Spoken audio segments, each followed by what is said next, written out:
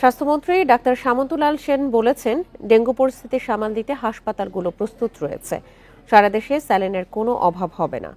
বিকাশে কম খরচে ক্যাশ আউটের লিমিট বেড়ে 50,000, প্রিয় এজেন্টও 2টা।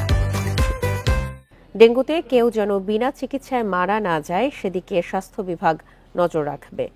ঈদের ছুটির পর ঝটিকা সফরে কুর্মিটোলা হাসপাতাল পরিদর্শনে এসে কথা বলেন স্বাস্থ্যমন্ত্রী সামন্তলাল সেন।